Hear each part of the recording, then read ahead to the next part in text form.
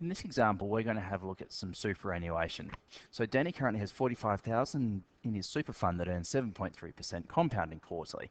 He's 33 years old and wants to retire at 55 with $600,000.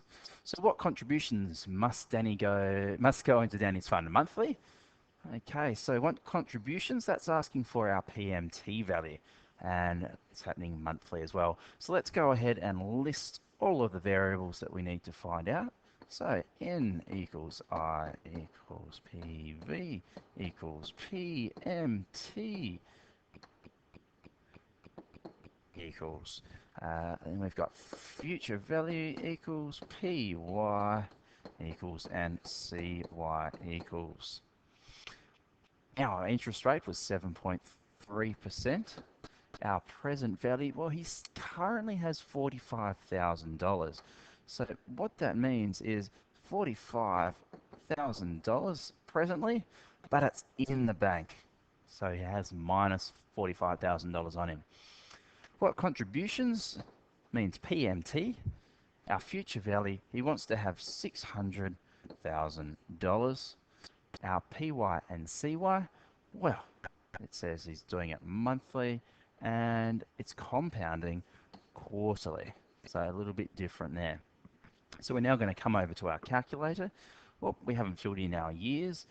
So he's 33, wants to retire at 55. So that's going to be 22. And his PY is 12, so it's 22 by 12. So over to the calculator I come. 22 by 12, and then my interest rate is 7.3.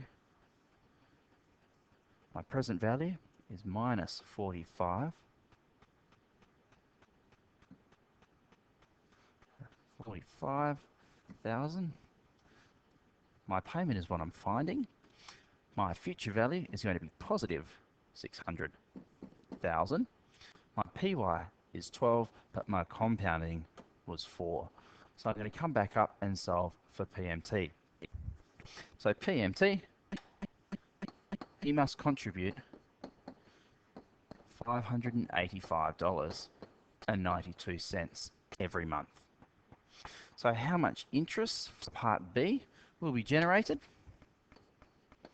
Well, if I start with, well, if I want to have $600,000 at the end, I've got $45,000 in there already, and I'm adding in 22 years every month, $585.92. So if I put all of that into my calculator to find out how much interest I've earned, because the difference must be interest that I've earned in this account. So I put that into my calculator, and I've got $400,317.12 worth of interest, which is a huge amount of interest when you think he's got 600,000 there in total. So really important, if you've got super, try and top it up as early as possible. We're going to go to the next page and look at question C. So if Danny rolls $600,000 after retiring at age 55 into an annuity account, which means an account that earns interest, earning 5.9% compounding monthly, how much can he withdraw? So we've changed the type of question. Here we're withdrawing money, which means that we're going to have to change our calculator settings from end to beginning. So I'm going to go Shift and Setup and change it from end to beginning. So that's the first thing we should do when we're withdrawing, because if you don't withdraw it at the beginning of the month, you won't have anything to live on. So let's put all of our variables in again. N equals I equals PV equals PMT equals FV equals PY and CY equals. So let's go through and find out what there is. So he wants it to last 25 years. So withdrawing it every month. His interest rate was 5.9%. He currently has $600,000 sitting in the bank, which means it's negative. His payment is what we're trying to find. The future value, well, he's hoping to spend it all, so he's going to have nothing left. It's compounding monthly, and he wants to withdraw monthly. So we pop back over to our calculator, and we find that it is 25 by 12.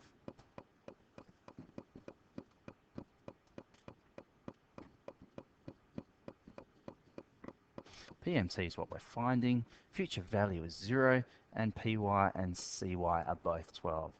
So the payments that he will be able to take, well, that doesn't look right, so let's come back and check it. So it's 25 by 12, there we go. And again, if I come back to my PMT, I can see that that looks much more reasonable. So PMT equals $3,810.48. Notice that that's positive because that's how much he's withdrawing. That's how much he's getting. In question D, the last part, Danny's used to living on $1,600 per month at age 33. Inflation has averaged 3.1%. Will his standard of living be maintained? So in the future, he's going to be able to live off $3,810 per month. He's currently living off $1,600. Is that equivalent? So is $1,600 now going to be worth that much money when he's 55? So you can do this two ways. First way is using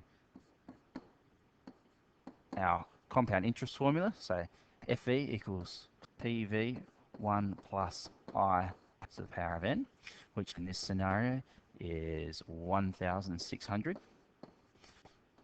1 plus the rate of inflation, which is 3.1%. Remember, this is a decimal. And it's from age 33 to when he's 55. So it's to the power of 22. So we're going to pop that into our calculator.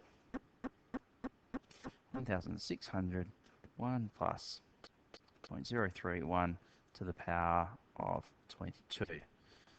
And we can see that that is 31.91.91 or 92, sorry, I need to round that up.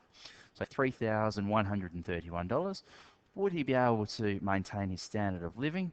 Well, yes, because in the future he would be used to living off $3,100, but in the future he'll be able to live off $3,800. So he's really going to get a bit of a pay rise when he retires. Now, I mentioned there was two ways of doing this. We can also do it using our calculator. So these are the values that we'll put into our calculator.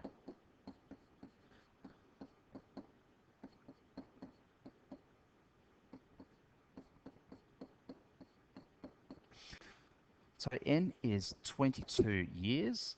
Now PY and CY are both 1, which is something to remember with inflation.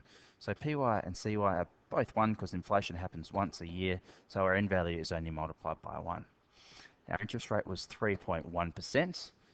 Our present value, well, essentially we're investing $1,600. There's no payments in this, and our future value is what we're finding, and you'll find it to be the exact same number.